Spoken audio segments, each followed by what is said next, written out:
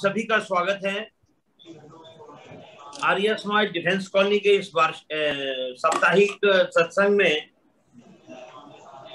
हमारे बीच डॉक्टर वागीश आचार्य जी उपस्थित हैं। मैं सभी से कहूंगा कि कृपया करके अपने मोबाइल जो हैं वे म्यूट कर लें। आचार्य जी, प्रधान जी और मैं केवल अनम्यूट रहेंगे। डॉक्टर वागीश आचार्य आज विश्व में आर्य समाज के युवा प्रचारकों में से एक हैं। आप जहां विज्ञान के छात्र रहे, वहीं आपने गुरुकुल पद्धति से भी अपनी शिक्षा पूर्ण की। ऐसा सुंदर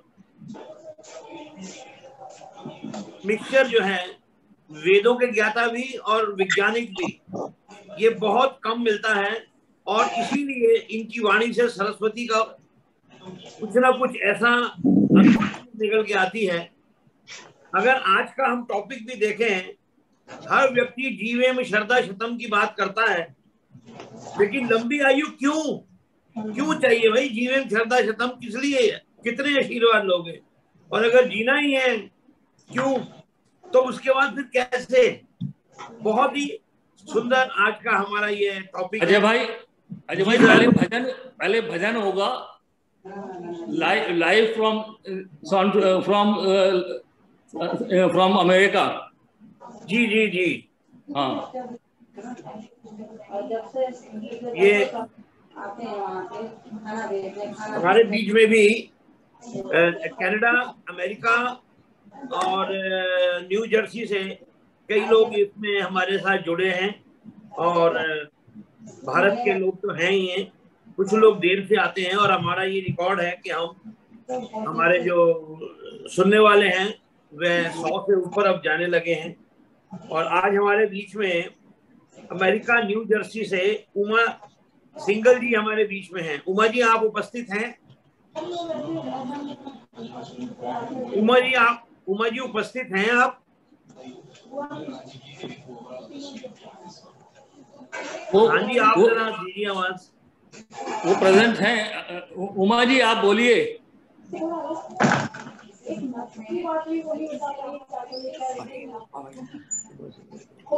मैं स्टार्ट करूं? जी उमा जी आप अपना भजन बोलिए। अच्छा जी, ठीक है जी। दया कर दान भक्ति का हमें परमात्मा देना, दया करना हमारी आत्मा में शुद्धता देना, हमारे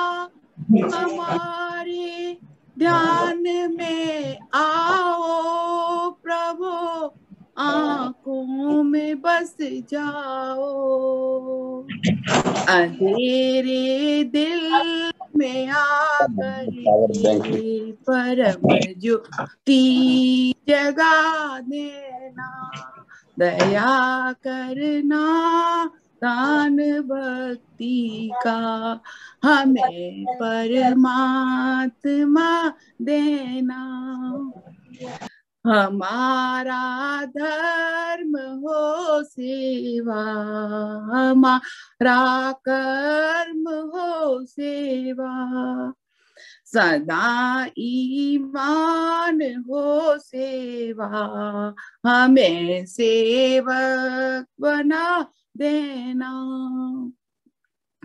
हमारे ध्यान में आओ प्रभु, आंखों में बस जाओ, बहा दो प्रेम की गंगा, दिलों में प्रेम का सागर हो, हमें आपस में मिलजुल कर प्रभु रहना सिखा देना, हमें आपस में मिलजुल कर प्रभु रहना सिखा देना, दया करना दान भक्ति का, हमें परमात्मा देना।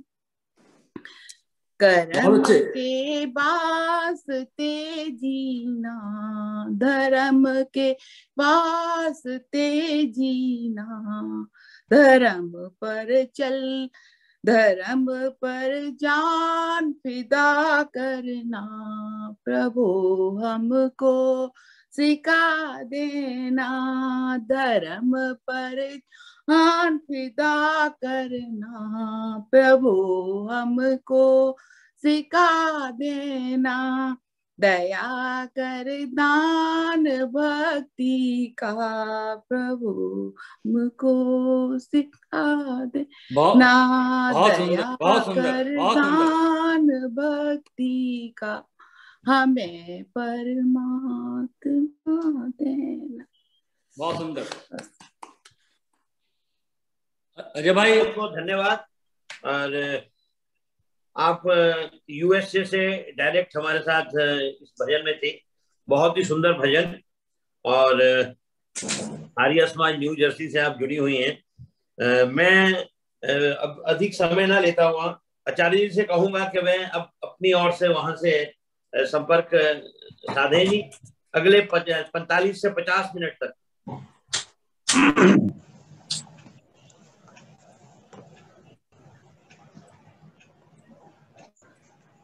मेरी आवाज आ रही है जी? हाँ जी आचार्य जी, बिल्कुल ठीक आ रही है जी। जी जी, सबको नमस्ते। नमस्ते। आर्य समाज डिफेंस कॉलोनी के प्रधान माननीय श्री अजय जी चौहान, महामंत्री श्री अजय जी सहगल, कोषाध्यक्ष नीलम जी सहगल और दूसरे सभी पदाधिकारी महानुभाव, और बड़ी दूर दूर से इस जूम की तकनीक के माध्यम से आर्य समाज डिफेंस कॉलोनी के रविवारी सत्संग में जुड़ रहे सभी विचारशील महानुभावों। प्राचीन आचार्य जो आयुर्वेद के हुए हैं, उन्होंने मनुष्य की जितनी भी इच्छाएं हैं उनको 4 भागों में बांटा है। आप में से कई लोगों ने ये सुना होगा कि हमारी जितनी भी इच्छाएं हैं, ऐषणाएं कहलाती हैं, वो पुत्रैषणा, वित्तैषणा और लोकैषणा है। आप में से जो लोग सुन रहे हैं, अपना माइक म्यूट कर दीजिए। आपकी आवाजें मेरे तक पहुंचती हैं तो डिस्टरबेंस होती है, म्यूट पर रखें, धन्यवाद। तो हम जो कुछ भी पाना चाहते हैं, जितनी भी शारीरिक इच्छाएं हैं, फिजिकल डिजायर्स हैं, वो सब पुत्रैषणा कहलाती हैं। तो हमारी शारीरिक इच्छाओं को, सांसारिक इच्छाओं को पूरा करने के लिए कुछ साधन लगते हैं। जैसे भूख लगती है तो हम स्वादिष्ट और पौष्टिक भोजन खाना चाहते हैं, तो ये पुत्रैषणा है, लेकिन भोजन तो चाहिए। तो भोजन प्राप्ति की इच्छा वित्तैषणा है। जो भी साधन लगेगा वो वित्तैषणा है। हम यहां से वहां तक जाना चाहते हैं, तो जाना हमारी इच्छा है, लेकिन इस इच्छा को पूरा करने के लिए साधन चाहिए। तो कार चाहिए, मोटरसाइकिल चाहिए, जो कुछ भी चाहिए वो वित्तैषणा है। जब हमारे पास सुख के साधन पर्याप्त हो जाते हैं, हम पर्याप्त धन संग्रह कर लेते हैं, तब हमारे मन में एक और इच्छा प्रबल होती है, उसका नाम है लोकैषणा। जब तक पुत्रैषणा, वित्तैषणा तृप्त नहीं होती, एक सीमा तक, क्योंकि पूरी तो कभी तृप्त होती नहीं, एक सीमा तक भी तृप्त नहीं होती, तब तक मन में लोकैषणा नहीं जागती। लोकैषणा का मतलब होता है मैं भी कुछ हूं, अहंकार की तृप्ति की इच्छा, ईगो सेटिस्फेक्शन, लोग मुझे जाने पहचाने कि मैं भी कुछ हूं, ये भावना लोकैषणा कहलाती है। ये भी हमारी प्रबल इच्छा है और हम इसको भी पूरा करना चाहते हैं। तो पुत्रैषणा, वित्तैषणा, लोकैषणा, ये 3 इच्छाएं बहुत जगह कही गई हैं, लेकिन आयुर्वेद के आचार्यों ने इसमें एक और ऐषणा, एक और इच्छा जोड़ी है, उसका नाम है जीवैषणा।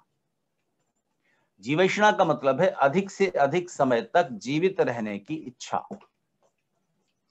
हम सब लोग, सभी प्राणी, मनुष्य ही नहीं, सब प्राणी जीवित रहना चाहते हैं, कोई भी मरना नहीं चाहता। लेकिन मनुष्य है जो अधिक से अधिक समय तक जीवित रहने की इच्छा भी करता है और प्रयास करना भी उसके हाथ में है। एक कुत्ते को, गधे को, घोड़े को, उड़ते हुए पंछी को, किसी कीड़े मकोड़े को अपने जीवन को बढ़ाने की कोशिश करने का सामर्थ्य या इच्छा, विचार भी उसके मन में नहीं हो सकता। ये मनुष्य ही है। लेकिन आयुर्वेद के आचार्यों ने एक विचित्र बात कही। वो कहते हैं कि पुत्रैषणा, वित्तैषणा और लोकैषणा को पूरा करने के लिए सब लोग कोशिश करते हैं, भरपूर कोशिश करते हैं। अधिक से अधिक धन कमाने की इच्छा सब लोग करते हैं और कोशिश भी करते हैं, भरपूर कोशिश करते हैं। कई लोग ज्यादा धन प्राप्त कर लेते हैं, कई लोग कुछ कम प्राप्त कर लेते हैं, लेकिन सबको कोशिश करने पर कुछ न कुछ धन प्राप्त हो जाता है। ऐसा कभी नहीं होता कि आप कोशिश करें और आपको कुछ भी धन प्राप्ति न हो। तो सांसारिक इच्छाओं को पूरा करने की कोशिश सब लोग करते हैं और काफी हद तक इच्छाओं को पूरा कर लेते हैं। इच्छाओं को पूरा करने के साधन भी इकट्ठे कर लेते हैं। सब लोग अपने दायरे में, जितना उनका दायरा है, जहां तक लोग उनको जानते पहचानते हैं, वहां तक वो सम्मान पाने की इच्छा करते हैं, कोशिश भी करते हैं और काफी हद तक सम्मान प्रतिष्ठा प्राप्त कर लेते हैं। जैसी भी उनकी सोशल स्टेटस मिल पाता है वैसा प्राप्त कर लेते हैं, थोड़ा या ज्यादा प्राप्त हो जाता है। लेकिन जीवैषणा इन सारी ऐषणाओं, सारी इच्छाओं से ज्यादा प्रबल है। हम सब ज्यादा शिद्दत के साथ अधिक से अधिक समय तक जीवित रहना चाहते हैं। पर आयुर्वेद के आचार्यों को कहना है कि दुनिया का एक बहुत बड़ा आश्चर्य यह है कि सब लोग जीवित रहने की इच्छा तो करते हैं, लेकिन जीवित रहने के लिए जो प्रयास करना चाहिए उसके लिए प्रयत्न करने में बहुत कम लोग उत्सुक होते हैं, उसका प्रयास नहीं करते। ये बड़े आश्चर्य की बात है। जीवैषणा सब ऐषणाओं से प्रबल है। अगर एक तरफ धन प्राप्ति की इच्छा हो और एक तरफ जीवित रहने की इच्छा हो और एक ही हम चुन सकते हो, जीवन या धन, तो हम धन की बजाय जीवन को ही तो चुनेंगे कि धन तो वापस आ जाएगा, फिर कमा लेंगे, पर जीवित रहें। और इस जीवित रहने की प्रबल इच्छा सबके मन में है, लेकिन अधिक से अधिक समय तक जीवित रहने के लिए प्रयास करने की जब बात आती है कि ये मत खाओ, वो मत खाओ, संयम रखो, व्यायाम करो, नियमित दिनचर्या रखो, वहां हम हार जाते हैं। ये बड़े आश्चर्य की बात है। इससे मिलती जुलती बात यूनान के प्रसिद्ध दार्शनिक सुकरात ने कही थी। सुकरात ये कहते थे कि सब लोग अपना जीवन बढ़ाना चाहते हैं। जीवन बढ़ाने की इच्छा और कोशिश सब लोगों के मन में है। सब लोग चाहते हैं कि अधिक से अधिक समय तक जिएं, अधिक से अधिक समय तक जीवित रहना चाहते हैं। सब लोग जीवन को बढ़ाना सब लोग चाहते हैं, सुधारना कोई कोई चाहता है। जीवन को सुधारना और जीवन को बढ़ाना दोनों अलग अलग बातें हैं। इसलिए जब आज के सत्संग के व्याख्यान का विषय निर्धारित हुआ तो मुझे कहा गया कि मैं कुछ विषय सामने रखूं कि किन बिंदुओं पर मैं चर्चा करना चाहूंगा। तो मैंने 8-10 विषय माननीय श्री अजय जी चौहान को प्रस्तुत किए। उनमें से उन्होंने ये विषय चुना कि हमारे जो श्रोता हैं उनको ये चर्चा ज्यादा अच्छी लगेगी, उनके लिए लाभकारी होगी। लंबी उम्र क्यों और कैसे। तो सवाल ये है कि कैसे लंबी उम्र हो, ये जानने में तो सब लोग उत्सुक हैं और कुछ बातें आप सब जानते भी हैं। लेकिन ये सवाल तो बड़ा अटपटा लगता है, जैसा कि अजय सहगल जी ने भी इस बात पर इशारा किया कि लंबी उम्र क्यों। ये तो कोई बात ही नहीं उठनी चाहिए, क्योंकि क्यों का तो सवाल ही नहीं है, बस ना चाहते हैं। लेकिन ध्यान दीजिए, जिस मंत्र के अंश का माननीय अजय जी सहगल ने उल्लेख किया, हम प्रार्थना करते हैं जीवेम शरदा शतम, हम 100 वर्ष और उससे भी अधिक समय तक जिए, ऐसी प्रार्थना इस मंत्र में है। संध्या में इस मंत्र को संकलित किया गया है। तच्चक्षुर्देव हितम पुरस्तात् शुक्रम उच्चरत। इस मंत्र में हम जीवेम शरदा शतम कहते हैं और भूयश्च शरदा शतात, 100 वर्ष जिए और उससे भी ज्यादा समय तक जिए। लेकिन किस तरह जिए, जिए तो अधिक समय तक जिए, पर किस तरह जिए, क्या करते हुए जिए, वो सूत्र भी इस मंत्र में कह दिए गए हैं। और मुख्य बातें 4 हैं। पश्येम शरदा शतम, शृणुयाम शरदा शतम, प्रब्रवाम शरदा शतम, अदीना स्याम शरदा शतम। देखते हुए, आंखों से अच्छी तरह देखते हुए, कानों से अच्छी तरह सुनते हुए, वाणी से अच्छे प्रकार बोलते हुए, और अदीन रहते हुए, दीनहीन न रहते हुए हम 100 वर्ष और उससे भी अधिक समय तक जिए। तो ऊपर से देखने पर यह बात बड़ी साधारण सी लगती है कि ठीक है, सारी इंद्रियों से स्वस्थ रहते हुए, देखते हुए, सुनते हुए, बोलते हुए हम 100 वर्ष और उससे भी अधिक समय तक जिए। पर वेद के इस मंत्र में बात इससे गहरी है। स्वास्थ्य की प्रार्थना, स्वस्थ शरीर के साथ प्रार्थना होनी चाहिए, अच्छा है, क्योंकि अगर हम लंबी उम्र तो पा जाएं और शरीर स्वस्थ न हो, बुद्धि स्वस्थ न हो, मन स्वस्थ न हो, तो अस्वस्थ रहते हुए लंबी उम्र का क्या फल निकलेगा। और इसके साथ ये बात भी जोड़िए कि स्वस्थ रहते हुए लंबी उम्र हमारे पास है, लेकिन जीवन में कुछ उपलब्धि नहीं, कोई अचीवमेंट नहीं, कोई उन्नति नहीं, कोई सुख नहीं, कोई सौभाग्य नहीं, और मनुष्य जीवन में जो प्राप्त किया जाना चाहिए उसकी ओर रुझान नहीं, तो भी उस जीवन का अर्थ क्या है। इसलिए ध्यान दीजिए, संस्कृत का यह शब्द आयु अपने अंदर इन तीनों चीजों को समेटता है। जब हम भगवान से प्रार्थना करते हैं, एक और मंत्रांश में हम परमेश्वर से कहते हैं आयुर्दा अग्नेसी आयुर्मेदेहि। यहां परमेश्वर को आयुर्दा नाम से पुकारा गया है। हे परमेश्वर आयुर्दा, आप आयुर्दा हैं, आयु देने वाले हैं। हे आयु देने वाले आयुर्दा परमेश्वर, मुझे और मेरे प्रियजनों को आयु दीजिए। तो इस आयु शब्द के अंदर लंबा जीवन, स्वस्थ शरीर के साथ लंबा जीवन, और जीवन के सुख सौभाग्यों के उपलब्धियों के साथ लंबा जीवन प्राप्त हो। संस्कृत के इस छोटे से शब्द में इतने सारे अर्थ सिमट जाते हैं। इसीलिए आप प्रार्थना हिंदी में भी कर सकते हैं, भगवान हमें आयु दीजिए, लंबी आयु दीजिए, लेकिन आपको संस्कृत में जब आप प्रार्थना करेंगे तो कम शब्दों में ज्यादा गहरी और ज्यादा विस्तृत बात कह सकेंगे। तो प्रार्थना के लिए और ध्यान की गहराइयों में उतरने के लिए वेद के मंत्रों की उपयोगिता इस कारण होती है। प्रार्थना आप चाहें तो इंग्लिश में कर सकते हैं, ऐसा नहीं कि भगवान अंग्रेजी नहीं जानते, फ्रेंच नहीं जानते। हम जो प्रार्थना करते हैं, हमारी जो भावनाएं होती हैं, जो बियॉन्ड द लैंग्वेजेज हैं, भाषाओं के पार जो हमारी भावनाएं हैं, उनको भी परमेश्वर जानते हैं। तो फिर संस्कृत में प्रार्थना क्यों? उसका उत्तर यही है कि संस्कृत, और वो संस्कृत जो वैदिक संस्कृत है, वेद की भाषा वो भाषा है जो ऋषियों के अंतःकरण में परमेश्वर की प्रेरणा से प्राप्त हुई है, अवतरित हुई है। और उन शब्दों की गहराई को आप दुनिया की किसी भी भाषा में पूरी तरह ट्रांसलेट नहीं कर सकते। गायत्री मंत्र के एक भरगह शब्द को आप ट्रांसलेट करना चाहें तो 33 मीनिंग है, 33। अगर संक्षेप में भी गायत्री मंत्र का अर्थ लिखें कि सारा अर्थ उन शब्दों का आ जाए, तो एक फुल स्केप के साइज का पूरा पेज लगेगा। और 24 अक्षरों में, गायत्री मंत्र के 24 अक्षरों के द्वारा आप उतनी डिवाइन और उतनी डीप बातें कह जाते हैं। उसका अर्थ आपको समझा हुआ होना चाहिए। उस समझने के लिए आप इंग्लिश, हिंदी किसी भी ट्रांसलेशन का प्रयोग कर लें, लेकिन गायत्री मंत्र बोलते हुए जो भाव आपके मन में आएंगे गहराई के साथ, और वो सारे विस्तृत अर्थ, उनकी बात ही कुछ और होगी। तो परमेश्वर से वेद में अनेक स्थानों पर लंबी आयु की प्रार्थना की गई है। लेकिन प्रश्न पहले ये उठता है कि क्या हमें लंबी आयु की प्रार्थना और प्रयास करने का अधिकार है? क्या हमें वो प्रयास करना चाहिए? क्या आयु पहले से परमेश्वर ने निर्धारित नहीं कर दी है कि हम इतने समय तक जिएंगे?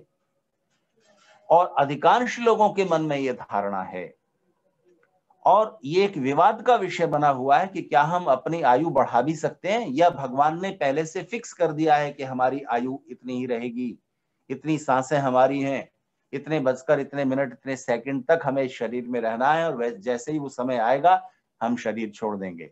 तो तो परमेश्वर ने पहले से आयु निश्चित की हुई है अगर, तो यहां मैं दो बातें कहना चाहूंगा।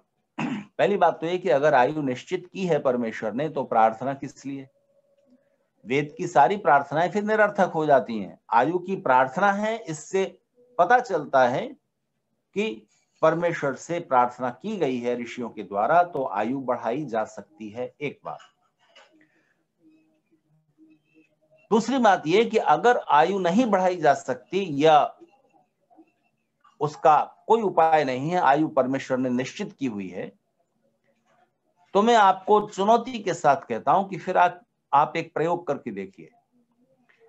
अपना कोई भी व्हीकल उठाइए, मोटरसाइकिल, कार, और आंख बंद करके चलाइए या शराब पी करके चलाइए। खूब अच्छी तरह टुन्न हो करके शराब पी लीजिए और उसके बाद कोई भी वाहन चलाइए। अभी पता चल जाएगा कि आयु जितनी निर्धारित की हुई है आप उससे पहले ही मर गए। तो ये धारणा गलत है कि परमेश्वर ने आप कुछ भी उल्टा पुल्टा करते रहे और आयु उतने समय तक तो आपको जीना ही जीना है। ऐसा नहीं होगा। छत से कूद के देखिए तो प्रमाण हो जाएगा ना, प्रमाण मिल जाएगा। ये सारे जो तुरंत जीवन छीन लेने वाले प्रयास हैं वो करके देखिए।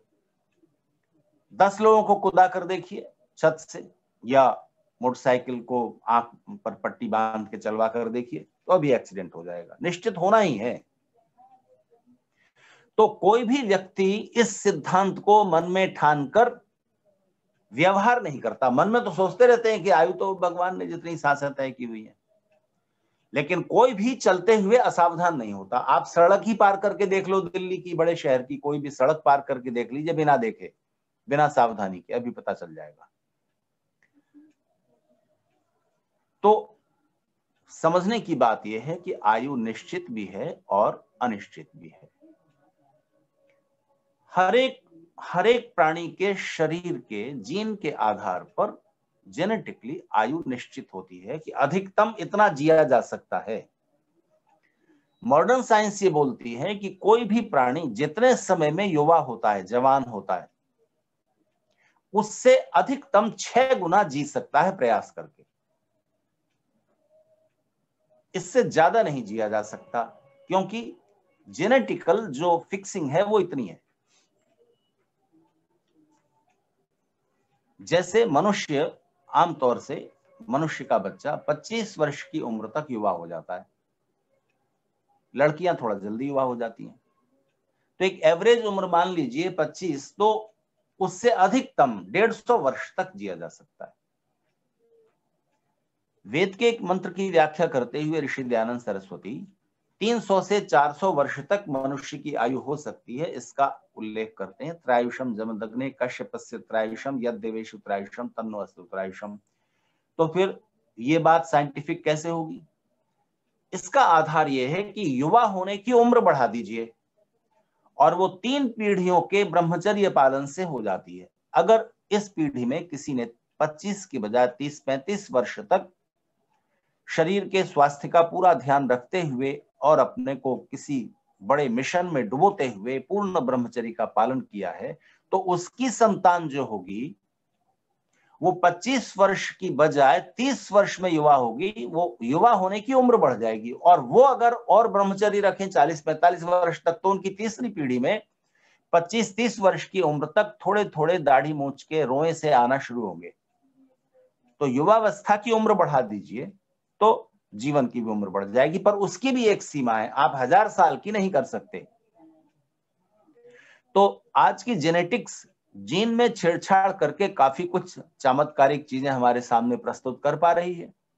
तो जहां तक ईश्वर की ओर से प्रकृति के नियमों में जिस सीमा तक आप कुछ छूट ले सकते हैं, वहां तक वो व्यवहार करें। लेकिन असली प्रश्न यह है कि जब तक हमारे सामने जीवन का उद्देश्य स्पष्ट न हो, तब तक उस लंबी आयु का करेंगे क्या? इसलिए लंबी आयु कैसे होगी यह भी मैं आपसे स्पष्ट करना चाहूंगा, अगर समय बचा तो। लेकिन इससे ज्यादा जरूरी है कि हम ये जानें कि लंबी उम्र क्यों।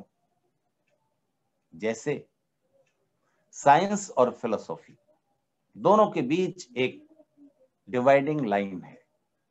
साइंस इस बात की खोज करती है कि जीवन का उद्भव कैसे हुआ, ये जीवन और ये जगत कैसे बन गए, इस बारे में खोजबीन करती है साइंस, और काफी कुछ आंसर दिए हैं और अभी बहुत सारी चीजें अनआंसरेबल हैं, शायद कभी उत्तर मिल जाए। तो जीवन कैसे बना, इस प्रश्न का उत्तर साइंस की लेबोरेटरी में मिलेगा, पर जीवन क्यों है, इस क्यों का उत्तर लेबोरेटरी में नहीं मिल सकता। ये फिलोसॉफी का सवाल है कि जीवन क्यों है, इसका उद्देश्य क्या है। साइंस और फिलोसॉफी दोनों क्षेत्रों में जो विद्वान कार्य कर रहे हैं, साइंटिस्ट हैं, फिलोसोफर्स हैं, उनमें बहुत सारे पॉइंट्स पर मतभेद रहते हैं, उनकी ओपिनियंस अलग अलग रहती हैं, कोई कुछ कहता है, कोई कुछ कहता है। लेकिन कुछ पॉइंट्स ऐसे हैं जिन पर सबको एक मत हो जाना पड़ता है, वहां आर्गुमेंट की कोई गुंजाइश ही नहीं रहती। जहां आर्गुमेंट की गुंजाइश खत्म हो जाए, उसके आवाज ऐसे सिद्धांतों को स्वतः सिद्ध सिद्धांत कहते हैं, एक्सियम, जो अपने आप प्रूव हैं। जैसे सूरज उगा हुआ है, अगर दिन का समय है तो आप टॉर्च जलाकर नहीं देखते कि वो उग रहा है कि नहीं, उसकी रोशनी अपने होने का खुद प्रमाण देती है। जलते हुए बल्ब को आप दूसरा बल्ब जलाकर या टॉर्च जलाकर नहीं देखते कि ये जल रहा है कि नहीं। तो जहां सब लोग सहमत हो जाएं, सबका प्रत्यक्ष एक जैसा हो, वहां आर्गुमेंट खत्म। मेरे पीछे जो एक कर्टन है, इसका कलर कैसा है, इस बारे में जितने भी लोग आप देख रहे हैं स्क्रीन पर, उनमें से किसी को मतभेद नहीं है, क्योंकि सबका विचार एक जैसा होगा। तो ये सिद्धांत स्वतः सिद्ध है, इसमें गुंजाइश नहीं है आर्ग्यू करने की। तो ध्यान दीजिए, इसी तरह जीवन का क्या लक्ष्य है, क्या उद्देश्य है, जीवन क्यों है, इस बारे में भी सभी विचारक सहमत हैं, उन्हें सहमत होना पड़ता है। और वो इसलिए कि हम सबका अनुभव समान है, हम सब सुखी होना चाहते हैं। मनुष्य नहीं, सारे प्राणी। कोई भी प्राणी जानबूझकर कुछ भी ऐसा नहीं करता जिसका परिणाम दुख हो। तो सभी प्राणी सुख पाना चाहते हैं। जीवन का एक उद्देश्य स्पष्ट हुआ, सुख प्राप्ति, सुख पाना है। लेकिन मनुष्य के जीवन के साथ कुछ बात विशिष्ट है। मनुष्य को सुख भी प्राप्त करना है और आनंद भी प्राप्त करना है। आनंद प्राप्ति केवल मनुष्य का सौभाग्य है। इसलिए मनुष्य को जीवन इस तरह जीना चाहिए कि वो सुखी भी हो सके और आनंदित भी हो सके। इसलिए सुख प्राप्ति के जो भी साधन हैं, जो भी उपाय हैं, अगर वो धर्म पूर्वक नहीं होंगे, अन्याय के साथ होंगे, दूसरों को दुख पहुंचाकर अगर हम अपना सुख प्राप्त करना चाहेंगे, तो उसका परिणाम दुख तो होगा ही, पर आनंद की प्राप्ति में ऐसे प्रयत्न सबसे बड़ी रुकावट बनेंगे।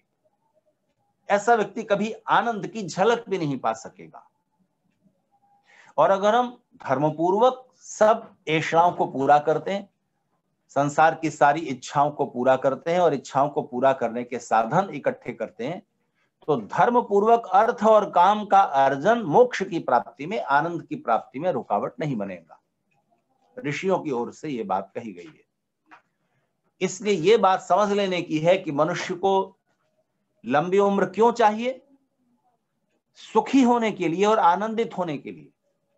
आप जो लोग सुन रहे हैं, उनमें से जो लोग 60 वर्ष से ऊपर की आयु में पहुंच गए हैं, उनसे मैं विशेष रूप से कहना चाहता हूं कि सुखी तो बहुत हो लिए, आनंद की यात्रा हमारी शुरू हुई है कि नहीं हुई है, यह सबसे बड़ा प्रश्न है। इसलिए जीवन हमें लंबा चाहिए, पर क्यों चाहिए? अगर हम जीवन के उद्देश्यों के साथ, मुख्य उद्देश्यों के साथ जुड़कर नहीं जी रहे हैं, तो लंबी आयु निरर्थक होगी। इसलिए लंबी आयु कैसे, ये प्रश्न बाद का है। लंबी आयु क्यों, ये पहले है। जीवन कैसे उद्भूत हो गया, इस प्रश्न का उत्तर ना भी मिले तो चलेगा, लेकिन जीवन का उद्देश्य क्या है, जीवन क्यों है, जगत की रचना क्यों हुई है, इस प्रश्न का उत्तर पहले चाहिए। तो वेद के इस मंत्र में, जिसको हम संध्या में बोलते हैं, 4 बातें कही गई हैं। उन 4 बातों को करते हुए हमें जीना है। सुनते हुए, बोलते हुए और अधीन रहते हुए। और जैसा कि मैंने आपसे कहा कि साधारण बात नहीं है, देखते हुए, सुनते हुए, बोलते हुए तो पशु भी जीवित रहते हैं, वो भी देख रहे हैं, सुन रहे हैं, बोल रहे हैं, आवाजें निकाल रहे हैं। आवाज तो हर पशु निकालता है ना कोई आवाज, पक्षी भी निकालते हैं। तो बहुत सारे प्राणी आवाज निकाल रहे हैं, लेकिन भाषा मनुष्य के पास है। तो वेद के इस मंत्र में मनुष्य के संदर्भ में देखना, सुनना, बोलना कुछ गहरे अर्थ समेट लेता है। देखता पशु भी है, देखता मनुष्य भी है, लेकिन मनुष्य का देखना और पशु का देखना दोनों में अंतर है। पशु सिर्फ देखता है, इसीलिए उसको पशु कहा जाता है। पश्यति थी पशु, देखता है इसलिए वो पशु है। पर मनुष्य इसलिए मनुष्य है कि मत्वा कर्माणि सीव्यति, अपने सब कामों को, जो कुछ देखा सुना, उसके बाद उस पर मनन करेगा और अपने सब कार्य जो उसे करने हैं मनन पूर्वक निश्चय करके, तब उचित अनुचित का विचार करके, सही गलत का विचार करके तब कार्यों को करेगा, तो मनुष्य है। तो मनुष्य वो है जो देखे हुए को फिर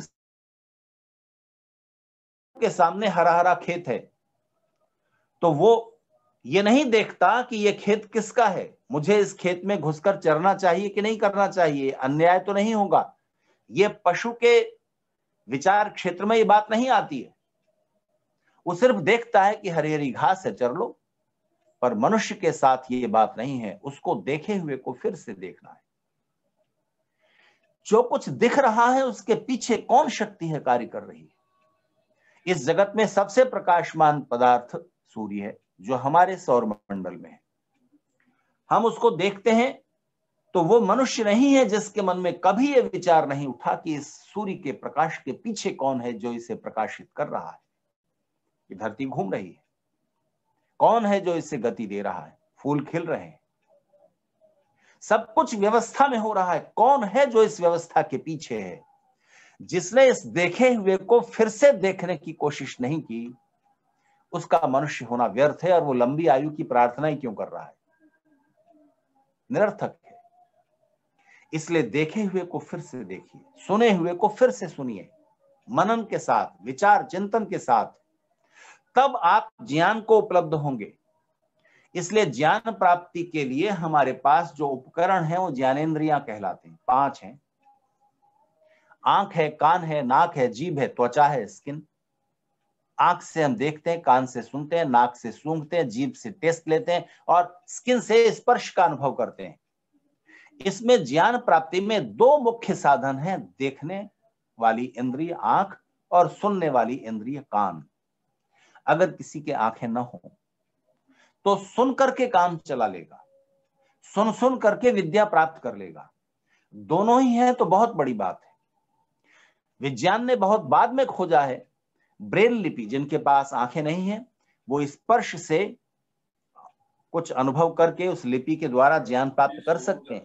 लेकिन अगर कोई जन्म से ही अंधा भी है और बहरा भी है तो उसको ज्ञान प्राप्त करने में बहुत कठिनाई आएगी।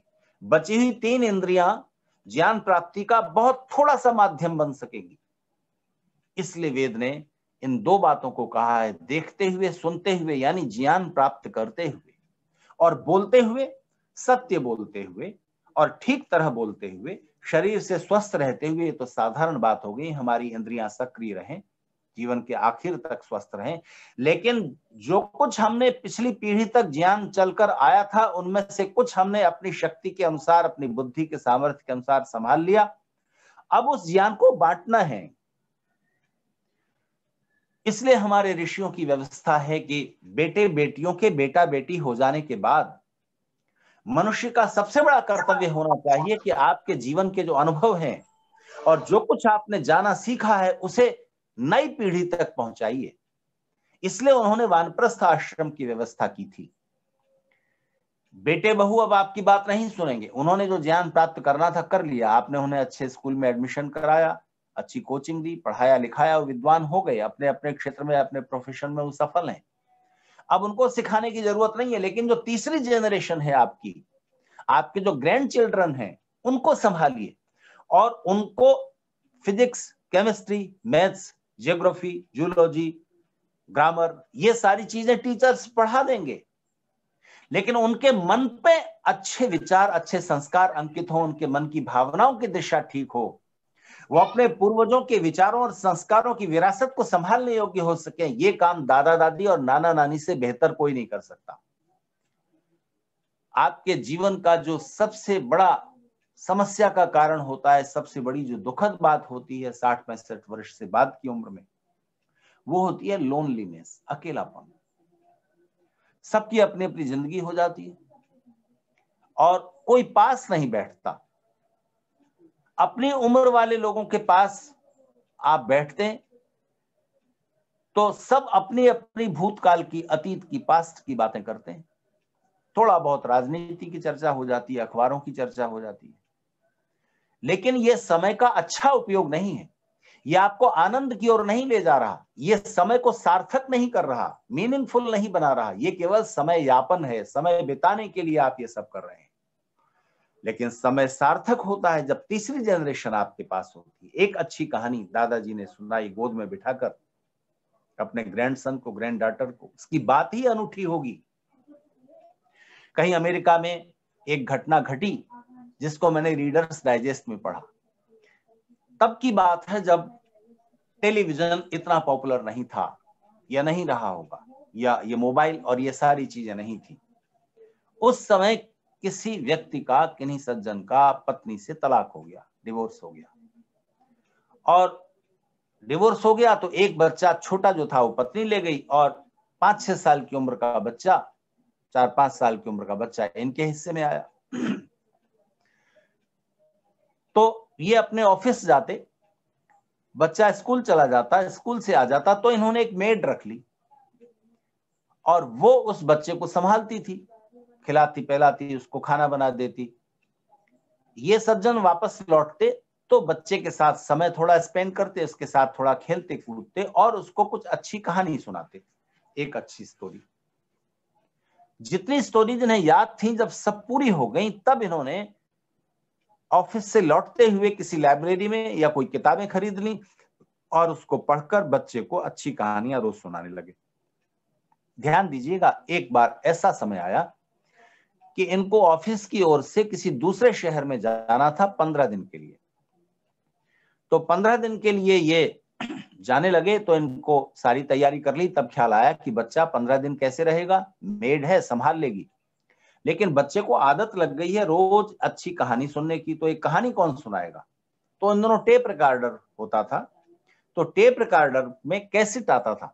अब तो बहुत तरह के साधन है रिकॉर्डिंग के, मोबाइल में रिकॉर्डिंग हो जाए। तो टेप रिकॉर्डर के कैसेट में उन्होंने 15 दिन का मैटर भर दिया, रोज एक कहानी, और मेड को उसका सिस्टम समझा दिया। देखो ये 1 2 3 4 इस तरह से 15 दिन के लिए ये मैटर है, रोज इस बच्चे को कहानी सुनाना। टेप रिकॉर्डर यहां से ऑन होता है, यहां से ऑफ हो जाता है, तो ये कहानी इसको सुनाते रहना। ठीक है, ये सज्जन चले गए। 3-4 दिन तक निश्चित समय पर उस नौकरानी ने इस बच्चे को कहानी टेप रिकॉर्डर के द्वारा सुनाई। चौथे दिन बच्चे ने मना कर दिया, नहीं ये मत चलाओ, और उसको कहा कि आंटी आप ही कुछ सुनाओ, आप ही कुछ बात करो। नहीं, ये मुझे नहीं सुनना। तो मेड ने पूछा कि क्यों, क्या बात है, पापा से तो तुम सुनते थे, डैडी से तो अपनी सुनते रहते थे ये कहानियां। तो उसने, उस बच्चे ने जो बात कही वो ध्यान देने लायक है। बच्चे ने कहा कि आंटी ये टेप रिकॉर्डर, ये मशीन अपनी तरफ से बोलती रहती है, मैं तो इससे बात नहीं कर सकता ना। डैडी से तो मैं उनकी कहानी सुनता था, तो बीच बीच में सवाल करता था, इस कहानी में ऐसा क्यों हो गया, ऐसा क्यों नहीं हुआ, तो वो जवाब देते थे। इस टेप रिकॉर्डर से तो मैं सवाल नहीं कर सकता, ना ये आंसर दे सकता है। और सबसे बड़ी बात जो उस बच्चे ने कही, और उसने कहा कि लेकिन आंटी मैं इसकी गोद में तो नहीं बैठ सकता। ये जो गोद है, ये जो वात्सल्य है, ये जो प्रेम का प्रसारण है, इसकी कोई कीमत नहीं है और इसका कोई सब्स्टिट्यूट नहीं है। आज के समय में हमारी आधुनिक सभ्यता ने जो मनुष्यता को उपहार दिए हैं वो है साइंस और टेक्नोलॉजी, लेकिन सबसे बड़ा जो दुर्भाग्य सौंपा है वो ये है कि परिवार बिखर गए। इसलिए अगर लंबी उम्र चाहिए बुजुर्गों को, तो ध्यान दीजिए, उसका एक सबसे अच्छा तरीका है कि आप अपने ग्रैंड चिल्ड्रन को खिला सकें, उनके साथ कुछ समय बिता सकें। दुनिया का सबसे स्वस्थ मनोरंजन है जो आयु बढ़ाने में बहुत बड़ी मदद करता है, अगर आपका मन प्रसन्न नहीं है तो आयु लंबी नहीं होगी। और मन की प्रसन्नता के दो बड़े आधार हैं। वेद के एक मंत्र में कहा गया है, देवान आयु प्रतिरंतु जीव से। देवगण हमें लंबी आयु दें, सब दिव्य शक्तियां जो हमें कुछ दे रहे हैं, और सबसे बड़ी चीज आयु बढ़ाने के लिए देते हैं हमारे प्रगति से, अपने जीवन की प्रगति से, अपने माता पिता, अपने दादा दादी को जो आप संतुष्टि और तृप्ति प्रदान करते हैं, उससे उनकी उम्र बढ़ जाती है। उनको जो आप आदर देते हैं, सम्मान देते हैं, उनके पास थोड़ा समय बिताते हैं, उससे उनकी आयु बढ़ जाती है।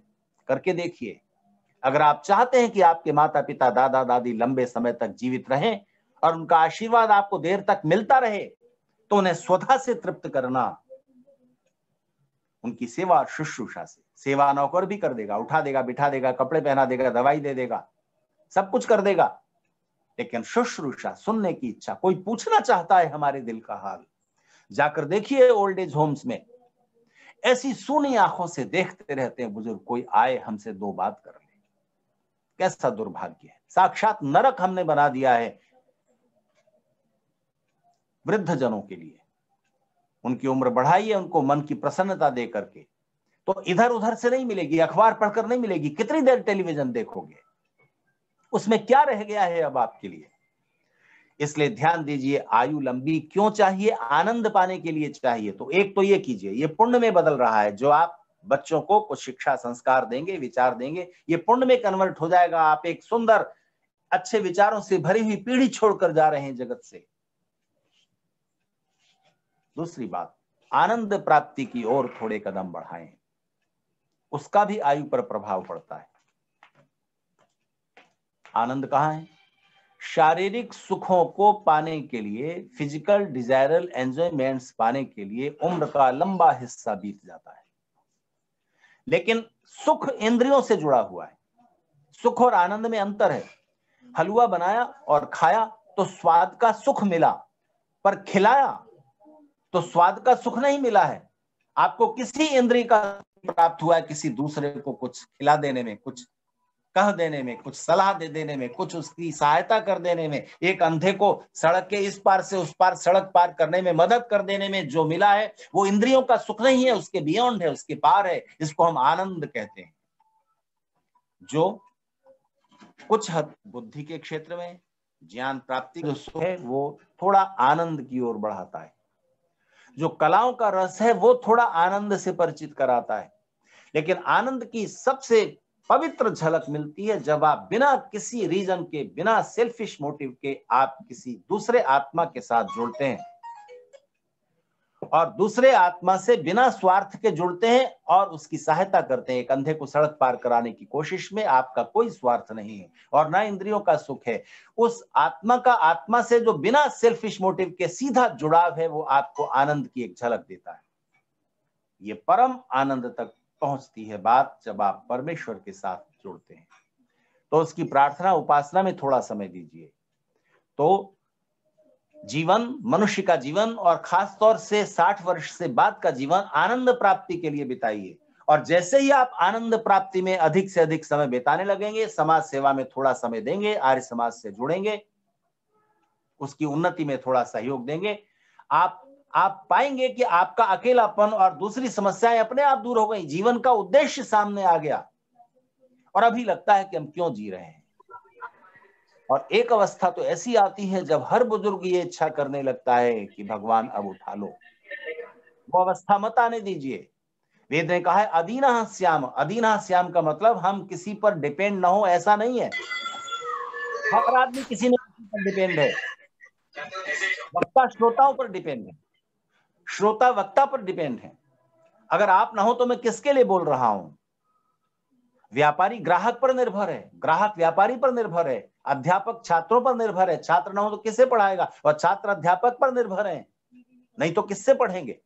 सबकी एक दूसरे से निर्भरता, इंटरडिपेंडेंस है कि हम इतना सक्रिय रह सकें वेद में। और दूसरी बात कही है, जीना 100 वर्ष और उससे भी ज्यादा समय तक जीना, पर सक्रिय रहते हुए, एक्टिव रहते हुए जीना। अगर एक्टिव ना रह सको तो जीने की कोशिश छोड़ो, इच्छा भी मत करना। प्रश्न है ये, 80, 85, 90 वर्ष की उम्र अगर मिल गई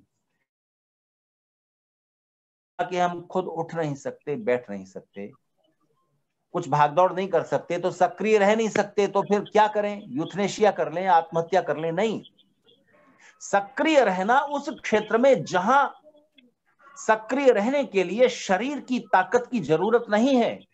एक अच्छी किताब पढ़ने के लिए आपको कितना पसीना बहाना है या पैसे खर्च करने हैं? अच्छा संगीत सुनने के लिए, एक अच्छा लेक्चर सुनने के लिए आपको कोई बहुत मेहनत करनी है? नहीं, पश्चिम और श्रेणुयाम तो आखिर तक चलेगा। और अगर पश्चिम और श्रेणुयाम भी निर्बल हो गए, हम पढ़ नहीं सकते, आंखें इतनी कमजोर होगी, सुन नहीं सकते, बहुत चिल्ला कर बोले कोई तो सुनाई देता है, ठीक है, फिर भी आत्मा के आनंद के क्षेत्र में सक्रिय रहने का अवसर परमेश्वर आखिरी क्षण तक नहीं छीनते। कौन रोकता है आपको लेटे लेटे गायत्री मंत्र का अर्थ सहित जाप करने से, ओम का अर्थ सहित जाप करने से, ईश्वर का नाम लेने से? इस शरीर को छोड़कर जाने से पहले अगर मेरे स्पिरिचुअल बैंक अकाउंट में 1 अरब गायत्री मंत्र स्टोर हो गए हैं, डिपॉजिट हो गए हैं, वो साथ जाएंगे, वो आध्यात्मिक संपदा साथ जाएगी। जो करोड़ों रुपए या डॉलर आपने अपने बैंक में रखे हैं, वो उनमें से एक भी रुपया साथ नहीं जाने वाला है। हमारी असली संपदा वो होती है जिसको मृत्यु भी हमसे न छीन सके। हमारे शुभ कर्मों की संपदा, ज्ञान की संपदा, अच्छे विचारों संस्कारों की संपदा और आध्यात्मिक संपदा, ये साथ जाएगी। इसके संचय में समय लगाएं। जीवन इसलिए है, जीवन का मुख्य उद्देश्य आनंद की प्राप्ति है।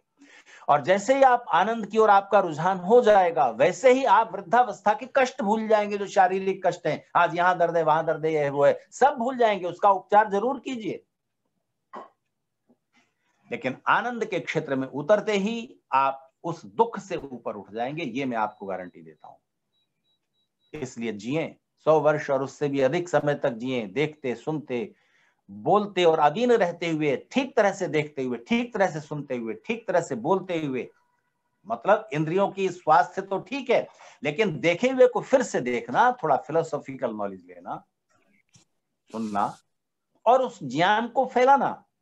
और अधीन रहते हुए, बीते हुए समय में कुछ ऐसा हुआ है जिसका पछतावा अगर है, तो हम हर समय अपने को दीनहीन अनुभव करेंगे। ऐसा जीवन के साथ मत होने देना। सक्रिय रहते हुए जिए। तो आयु बढ़ाने के 3-4 उपाय हैं। एक, स्वास्थ्य के नियमों का पालन। स्वास्थ्य के नियमों का पालन करेंगे तो आयु बढ़ेगी, निश्चित बढ़ेगी। सवाल एक रह जाता है, उसका उत्तर अभी नहीं दे सकता कि जो एक्सीडेंटल डेथ है, क्या वो ईश्वर के नियंत्रण से बाहर है या ईश्वर की व्यवस्था से हुई? स्वास्थ्य के नियमों का पालन करते हुए एक सज्जन सुबह घूमने के लिए निकले, जॉगिंग कर रहे थे, हल्की हल्की सामने से एक ट्रक आया, कुचलते हुए चला गया। ये जो डेथ हुई है, ये ईश्वर के ने पहले से निर्धारित की थी या नहीं? या ईश्वर के ये अचानक हो गई है, ईश्वर को पता नहीं था, या ईश्वर के नियंत्रण में ही हुई है, ईश्वर की व्यवस्था के अंतर्गत ही हुई है? ये एक और उलझा हुआ प्रश्न है, इस पर फिर कभी बात करेंगे। अभी मैं आपसे कहता हूं, स्वास्थ्य के नियमों का पालन करें, आयु वृद्धि होगी। आयु बढ़ाने का एक दूसरा बहुत मूल्यवान तरीका है, और वो ये है कि आयु क्या है? आप 50 वर्ष के हैं, 60 वर्ष के हैं, वर्ष क्या है? सब समय ही तो है।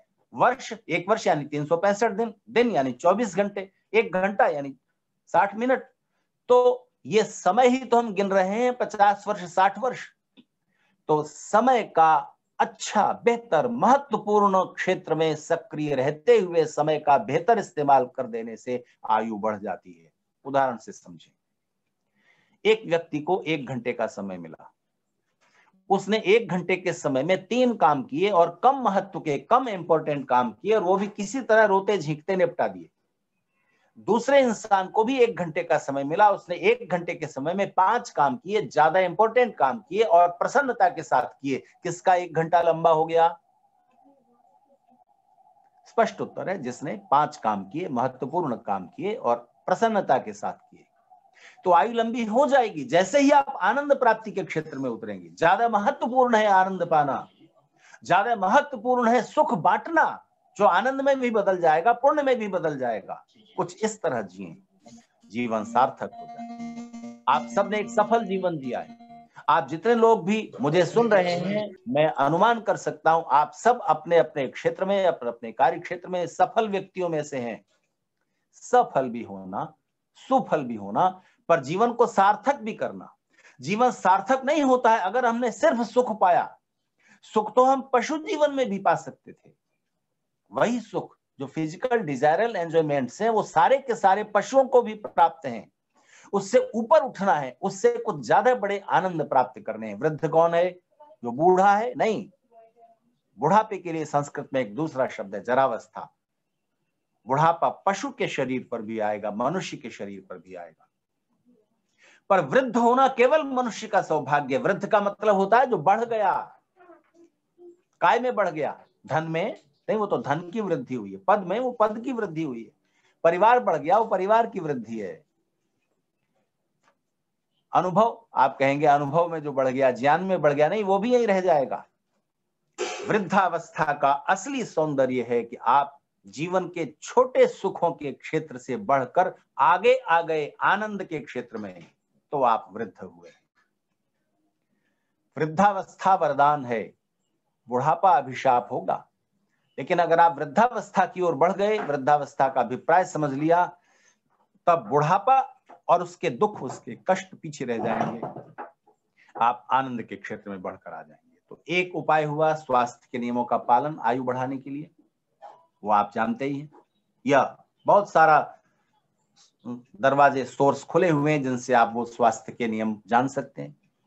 लेकिन जीवन के समय को आनंद के क्षेत्र में जोड़ देना ज्यादा सार्थक होगा, और इस तरह आयु बढ़ी हुई होगी, सार्थक हुई। तीसरा है, हमारे आसपास के लोग हमारी आयु बढ़ाने में मददगार हों। हमारे बेटे बहू आयु बढ़ा देंगे अगर वो हमें प्रेम देते हैं, सम्मान देते हैं, सेवा करते हैं, शुश्रूषा करते हैं, थोड़े समय हमारे पास बैठते हैं। माता पिता की आयु बढ़ानी हो तो उनकी शुश्रूषा करना, उन्हें सम्मान देना, उन्हें प्रेम वापस कर देना, सम्मान और श्रद्धा बना करके उनकी आयु बढ़ जाएगी।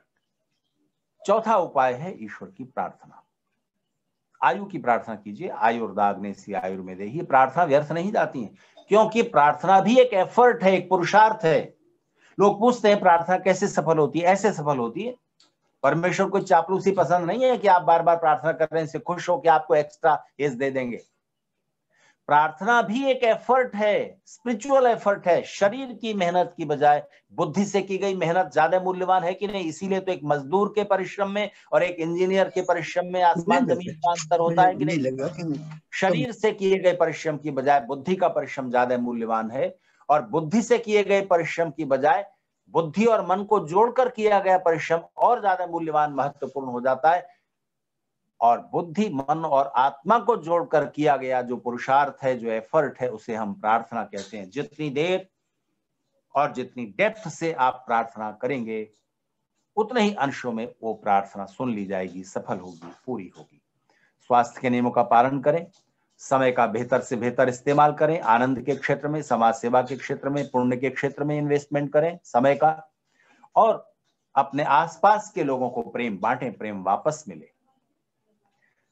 प्रसन्नता से जिएं, और साथ ही परमेश्वर से प्रार्थना करें, आयु लंबी भी होगी, सार्थक भी होगी। मेरी आपको बहुत सद्भावनाएं, लंबी उम्र आयु आपको प्राप्त हो, लेकिन जितना हो सके शरीर को स्वस्थ रखें। एक सीमा है, उससे ज्यादा अब आप नहीं लौट सकते, लेकिन जीवन के समय को आप ज्यादा सार्थक और आनंदित जरूर बना सकते हैं। जीवन जिएं, वेद की शिक्षाओं के अनुसार जिएं, और लंबा जीवन जिएं, सक्रिय रहते हुए जिएं। मेरी सद्भावनाएं स्वीकार करें, और आप सबने, जितने भी लोग जुड़े हैं, मेरी बातों को धैर्य, शांति, प्रेम से सुना, इसके लिए मैं आप सबका आभारी हूं। और श्री अजय चौहान जी का, श्री आनंद चौहान जी का, श्री अजय सहगल जी और आर्य समाज डिफेंस कॉलोनी के सब अधिकारी, उनका भी मैं धन्यवाद करता हूं। आचार्य जी, आपका बहुत बहुत धन्यवाद आपकी जानकारी के लिए और सभी की जानकारी के लिए। आज हमारा रिकॉर्ड रहा, हम 175 व्यक्ति आपस में जुड़े हुए थे, और मैं धन्यवाद देना चाहूंगा मुंबई के उन सभी लोगों का जो कि 55 की संख्या में जुड़े थे। निस्संदेह वे केवल आचार्य जी को सुनने के लिए ही जुड़े थे, क्योंकि आचार्य जी की फॉलोअर जो लिस्ट है उसमें मुंबई का बहुत बड़ा हाथ है, ये आप सभी लोग जानते हैं। और मैं जो हमारा विधिवत है, हमारे फाउंडर प्रेसिडेंट आनंद चौहान जी से कहूंगा कि वह कुछ शब्द आचार्य जी के लिए कहें। आनंद चौहान जी। आचार्य जी, आपका बहुत बहुत धन्यवाद, बहुत बहुत आभार। आपने वास्तव में मजा कर दिया, आनंद आ गया, सुखी हो गए। इतना सुंदर भाषण, इतना सुंदर वक्तव्य। और आचार्य वागीश जी के बारे में मैं बताना चाहता हूँ, आज विश्व में आर्य समाज का कोई बड़ा सम्मेलन आचार्य वागीश जी के बिना पूरा नहीं होता। बहुत सारे लोग तो आचार्य जी से पूछ के अपने उत्सव की डेट रखते हैं कि आचार्य जी आपके पास उत्सव के आने का समय है कि नहीं है। और आचार्य जी का इतना सुलभ वो है अपना व्यक्तित्व कि वो किसी को भी निराश नहीं करते, पूरी कोशिश करते हैं कि अधिक से अधिक जगह वो जा सकें, बोल सकें। मैंने तो इनको कई बार, जो विश्व धर्म सम्मेलन, बहुत सारे धर्मों का सम्मेलन होता है यहाँ पे आर्य ऑडिटोरियम में, हर साल हमारे राजीव चौधरी जी करते हैं, उसमें सुना है, जिसमें बहुत सारे सनातन धर्म के विद्वान, मुस्लिम विद्वान और क्रिश्चियन विद्वान, जो सब अपने अपनी तरफ से चुने हुए होते हैं, वो सब बोलते हैं। बट जब आचार्य वागीश जी बोलने के लिए खड़े होते हैं तो अद्भुत होता है, वो सबको परास्त करते हैं। इतना वो लोग विद्वान भी आप समझ लीजिए, वो भी अपने अपने से चुन के आते हैं, बड़े बड़े विद्वान होते हैं। हमारे डॉक्टर अशोक चौहान जी हमेशा ही उसकी अध्यक्षता करते हैं और वो ये देखते हैं कि मैं वागीश जी का लेक्चर सुन के जाऊँ। ये आर्य समाज का सौभाग्य है, देश का सौभाग्य है कि आचार्य वागीश जी जैसा व्यक्तित्व, विद्वान हमारे बीच में है। हम सब ईश्वर से प्रार्थना करते हैं कि आचार्य वागीश जी शतायु हों। और मैं अजय चौहान जी और अजय सहगल जी से कहूँगा कि कम से कम 2 लेक्चर निकट भविष्य में आचार्य जी से जरूर और करवाएं, क्योंकि आचार्य जी की इतनी विश्व भर में मान्यता है कि लोग और बढ़ेंगे, और ज़्यादा हम प्रचार करें तो और ज़्यादा लोग हमारे सुनेंगे और लोग लाभान्वित होंगे। बहुत बहुत धन्यवाद आचार्य जी, बहुत धन्यवाद। आचार्य जी सबसे अति व्यस्तम हमारे स्टार स्पीकर्स में से हैं, और जब भी उनके पास समय होगा मुझे पूर्ण आशा है कि वे हमें अवश्य लाभान्वित करेंगे। और मैं चाहूंगा कि मैं कुछ ऐसे लोग जो महत्वपूर्ण इससे जुड़े हुए हैं, क्योंकि 170-75 आदमियों का नाम लेना मेरे लिए बहुत मुश्किल हो जाएगा। मंजीत सिंह जी चौहान, बीपीएस चौहान, सोनम ठाकुर जी, समाया चौहान जी, उसके बाद हैं अथर्व और आर्यमन हमारे बीच में है, बीके सिंह जी, उसके बाद है सुशांत खंडू जी, मधु चौहान जी, मलिका चौहान जी, सुधा जी, रागिनी चौहान, प्रमोद चौहान, प्रदीप चौहान, एसके ग्रोवर जी, राकेश चौहान जी, जितेंद्र अब्बी जी, हमारे यहाँ जो यूएसए से न्यूयॉर्क सबर्बन आर्य समाज है उससे आप जुड़े हुए हैं। और अब्बी जी मैं चाहूंगा कि आप भी एक दोबारा वागीश जी का अवश्य प्रवचन कराएं, अमेरिका के लोग भी उनको बहुत अच्छी तरह जानते हैं। जयप्रकाश जी, उसके बाद है आतिशी राज चौधरी जी, ओम प्रकाश जी, आरजी चौहान जी, पदम शर्मा जी, कृष्ण कालरा जी, प्रोमिला मेहरा जी, दर्शना नायक जी, वंदना कनारा जी, उसके बाद है देवांश कपूर जी, अनु अमृते जी, ये संभवतः वहीं से हैं, बॉम्बे से, कमलेश जी, कुंवर राय जी, सुनीता जायसवाल जी, मनु चौहान जी, नीलम सहगल जी, अंजू बजाज जी, कुसुम लता शर्मा जी, डॉक्टर अंजू जी, मृदुला चौहान जी, अनंत चौहान जी, मंजू कलसी, राज दूसरा, रोमी गोस्वामी जी, कांता वोड़ा जी, उषा चुग जी, आप उषा चुग जी भी जो है वह यूएसए से जुड़ी हुई हैं, मधु अग्रवाल जी, उर्मिला रस्तोगी जी, संतोष जी, योगेश आर्या जी, नमेंद्र सिन्हा जी, दिव्या जैन जी, शिल्पा रावत जी, रौत जी, बजाज भूषण जी, डॉक्टर वर्षा जी बजाज जी, Bharti Sharma ji, BS Gupta ji, Vinny SC Paruthi जी, उसके बाद है जी प्रतिभा सरीन जी, दीपिका मनीषा जी, वीना गुप्ता जी, प्रमोद आर्या जी, आलोक मित्तल जी, कविता भाटिया जी, कविता जी, उसके बाद सरला जुनेजा जी, संदीप स्वामी जी, देव जानी जी, रैन, उसके बाद जी सरोज सहगल जी, विजय सेठ जी, अलका गैरवाल जी, अंजू सिंह जी, मधु मदान जी, सरला वर्मा जी, वीना जी, अर्चना आर्या जी, अखिल अंकित उपाध्याय जी, ये हमारे भजनोपदेशक हैं, कपिल देव जी, शीला जी, शशि चौहान जी, इंदु बत्रा जी, रीना अरोड़ा जी, रिक्की चड्डा जी, शशि सिंह जी, दिव्या जी, अर्पणा देश पांडे जी, उसके बाद आर्या तिवांजे, अशीमा जी, उसके बाद है आदर्श चौधरी जी, आदित्य जी, रश्मि जोशी जी, शशि नागपाल जी, जया पांडे जी, सुमन बंसल जी, सीमा रैना जी, रेणु सहगल जी, ये कुछ एक नाम है जो मैं ले सका जी। इससे अधिक नाम लेना मेरे लिए भी संभव नहीं है, लेकिन आप लोगों का सहयोग रहा और विशेष करके आचार्य वागीश जी का, जिनके नाम के कारण बॉम्बे के और आसपास के महाराष्ट्र के लोग हमारे साथ जुड़े और हमारा भी एक रिकॉर्ड बना। आप सभी का बहुत बहुत धन्यवाद। और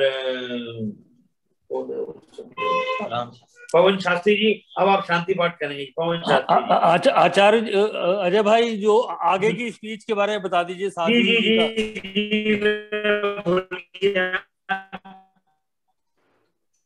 शुक्रवार 19 तमिलनाडु में पहली दफा वक्ता आएंगी, उनका मैं टॉपिक आपको बता दूंगा बाद में। 19 मार्च को शुक्रवार साध्वी उत्तमा यति जी हमारे बीच होंगी। शांति पाठ। ओम देहु शांतिरंतरिक्षं शांतिः पृथ्वी शांतिरापः शांतिरोषधयः शांतिः वनस्पतयः शांतिर्विश्वे देवाः शांति ब्रह्म शांति सर्वं शांति शांतिरेव शांति सामा शांतिरेधि। ओम शांति शांति शांति। वैदिक अभिवादन सभी को सादर नमस्ते जी। आप सभी का बहुत बहुत धन्यवाद। अगले सप्ताह आपसे फिर मुलाकात होगी। धन्यवाद।